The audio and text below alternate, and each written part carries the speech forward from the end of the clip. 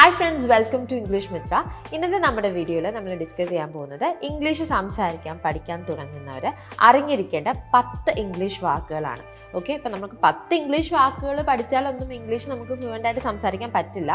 എങ്കിൽ പോലും ഓരോ വാക്കും നമ്മുടെ ഇംഗ്ലീഷ് പഠിക്കുക എന്നുള്ള യാത്രയിൽ നമ്മൾ ഓരോ സ്റ്റെപ്പാണ്. അപ്പം നമുക്കിന്ന് 10 ഇമ്പോർട്ടൻ്റ് ആയിട്ടുള്ള ഇംഗ്ലീഷ് വാക്കുകൾ നോക്കാം.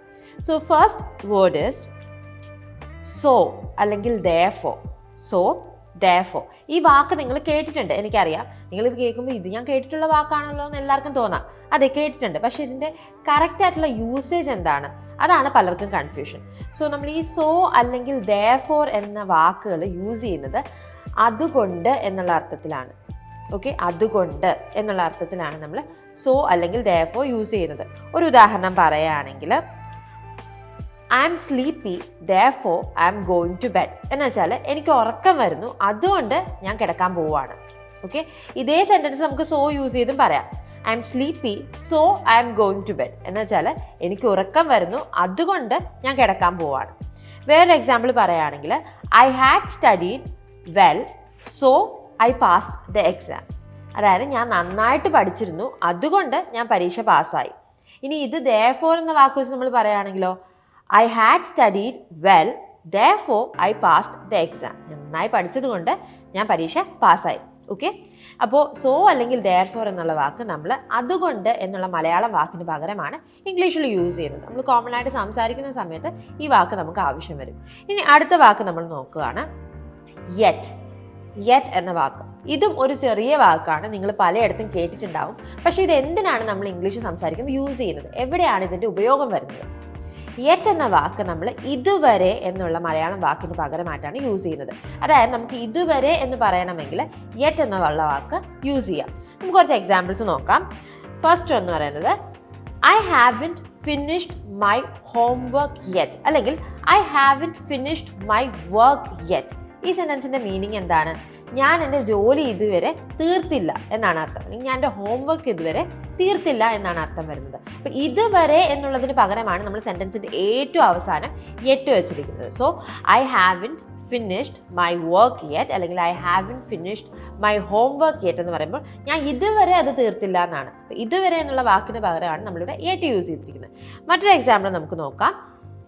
She hasn't reached the office yet. She hasn't reached the office yet.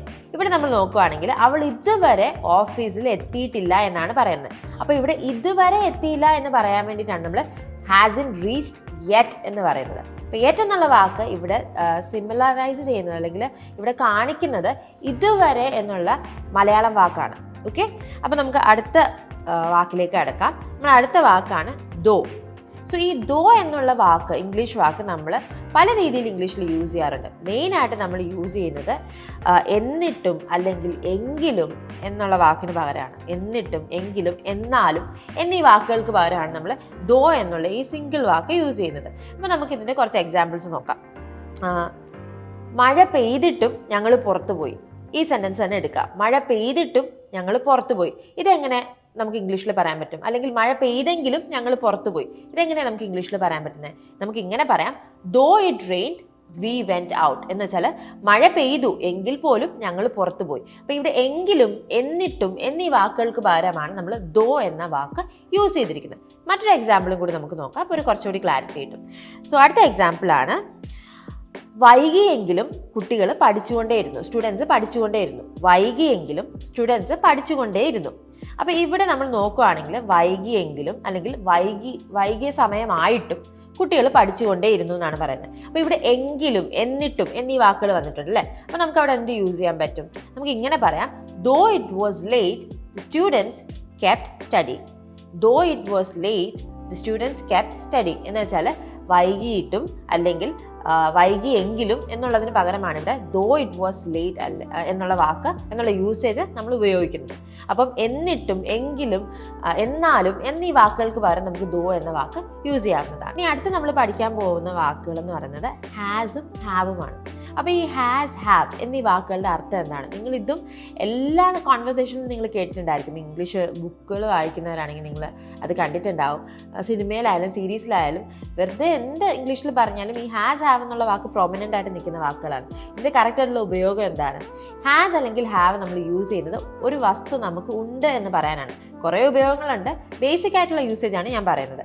Has അല്ലെങ്കിൽ ഹാവ് നമ്മൾ യൂസ് ചെയ്യുന്നത് ഒരു വസ്തു നമ്മുടെ കൈവശമുണ്ട് അല്ലെങ്കിൽ ഒരു സാധനം നമുക്കുണ്ട് എന്ന് പറയാൻ വേണ്ടിയിട്ടാണ് ഹാസ് അല്ലെങ്കിൽ ഹാവ് യൂസ് ചെയ്യുന്നത്. ഇപ്പോൾ രണ്ടിനും നമ്മൾ സെയിം മീനിങ് ആണെങ്കിൽ ഇത് തമ്മിലുള്ള വ്യത്യാസം എന്താണെന്നുള്ളത് ഇപ്പോൾ ചിലർക്ക് കൺഫ്യൂഷൻ ഉണ്ടാവും. സോ രണ്ടിനും സെയിം മീനിങ് ആണെങ്കിൽ വ്യത്യാസം എന്താണെന്ന് വെച്ചാൽ, ഒന്ന്, നമ്മൾ ഹാസ് എന്ന് പറയുന്ന വാക്ക് ഒരു ആളെക്കുറിച്ച് സംസാരിക്കുമ്പോഴാണ് യൂസ് ചെയ്യുന്നത്. അതായത് ഷീ, ഹി, അതുപോലെ തന്നെ ഒരു വ്യക്തിയുടെ പേര് പറയുമ്പോൾ ഇങ്ങനത്തെ കാര്യങ്ങളിലാണ് നമ്മൾ ഹാസ് എന്ന് പറയുന്ന വാക്ക് യൂസ് ചെയ്യുന്നത്. ഉദാഹരണത്തിന് she has A car, he has A house. എന്നുവെച്ചാൽ അവൾക്കൊരു കാറുണ്ട്, അവനൊരു വീടുണ്ട്. ഷീ ഹാസ് എ കാർ, അവൾക്കൊരു കാറുണ്ട്. ഹി ഹാസ് എ ഹൗസ്, അവനൊരു വീടുണ്ട്. ഇനി ഇതേ കാര്യം തന്നെ ഹാവിലും ആപ്ലിക്കബിൾ ആണ്.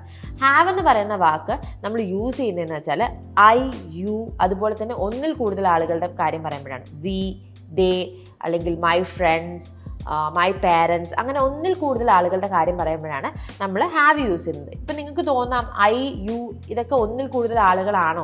ഐ എന്നുള്ള വാക്കിൻ്റെ കൂടെ നമ്മൾ പൊതുവേ ഹാവ് എന്നുള്ള വാക്കാണ് യൂസ് ചെയ്യുന്നത്. യു എന്ന വാക്കിൻ്റെ കേസിൽ യു ചിലപ്പോൾ ഒരാളാകാം, ചിലപ്പോൾ ഒന്നിൽ കൂടുതൽ ആളുകളാവാം. പക്ഷെ എന്നിരുന്നാലും നമ്മൾ ഹാവ് എന്നുള്ള വാക്ക് തന്നെയാണ് യുടെ കൂടെ യൂസ് ചെയ്യുന്നത്.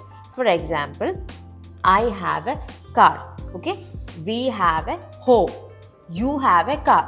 ഐ ഹാവ് എ കാർ എന്ന് വെച്ചാൽ എനിക്കൊരു കാറുണ്ട്. വി ഹാവ് എ ഹോം എന്ന് വെച്ചാൽ ഞങ്ങൾക്കൊരു വീടുണ്ട്.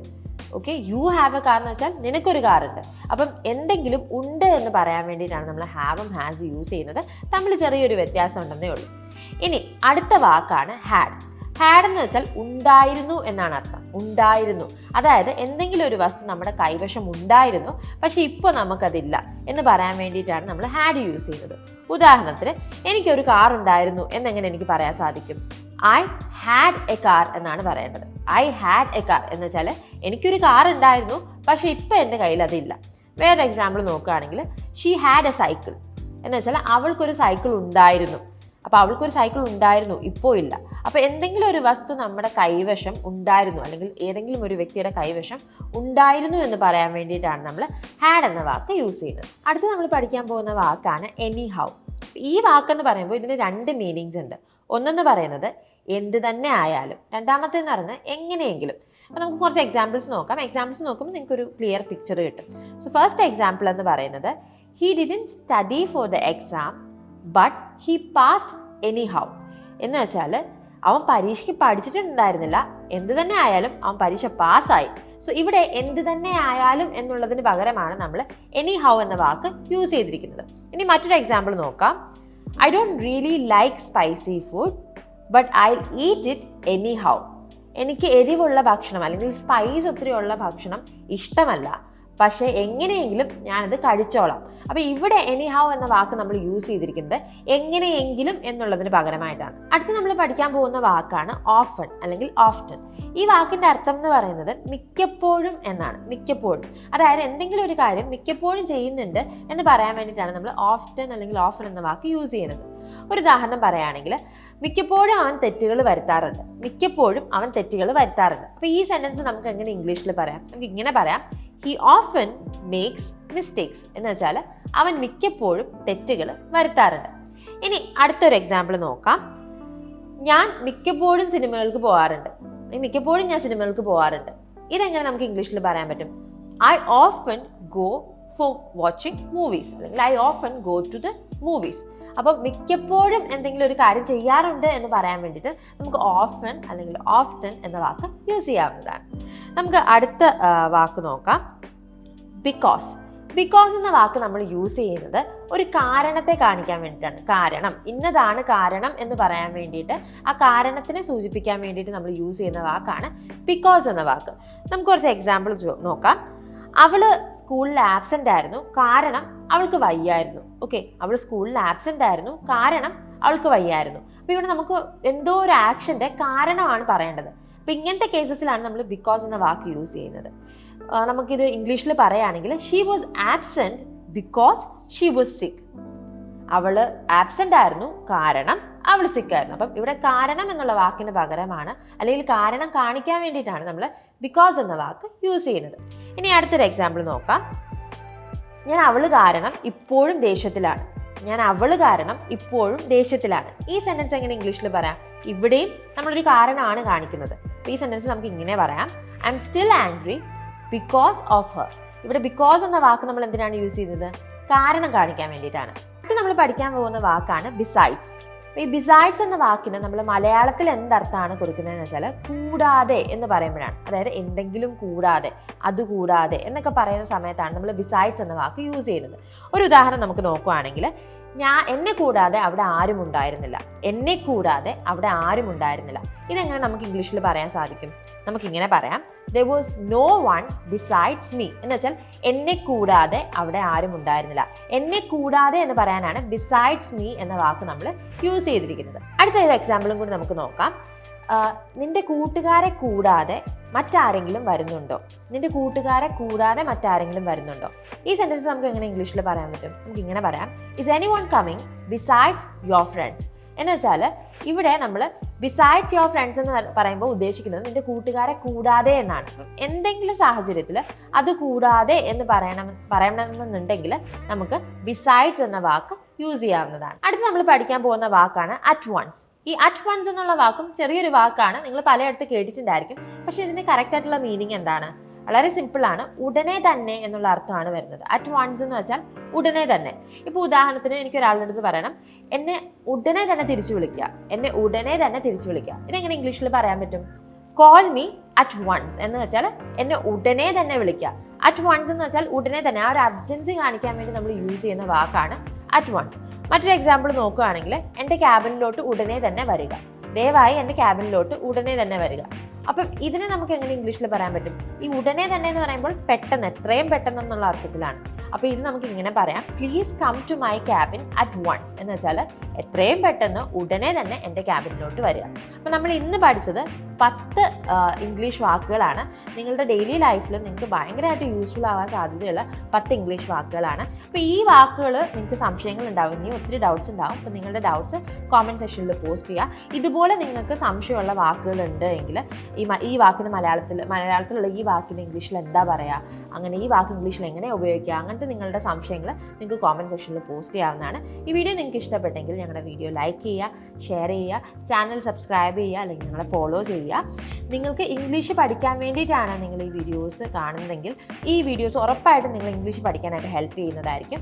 പക്ഷേ ഇംഗ്ലീഷ് സംസാരിക്കാൻ പഠിക്കാൻ വേണ്ടിയിട്ടാണെങ്കിൽ അത് സംസാരിച്ച് പ്രാക്ടീസ് ചെയ്തതിന് പഠിച്ചാലേ ശരിയാവുള്ളൂ. അപ്പോൾ ഇംഗ്ലീഷ് സംസാരിച്ച് പ്രാക്ടീസ് ചെയ്ത് നിങ്ങൾക്ക് ഇംഗ്ലീഷ് മിത്രയോടൊപ്പം പഠിക്കാവുന്നതാണ്.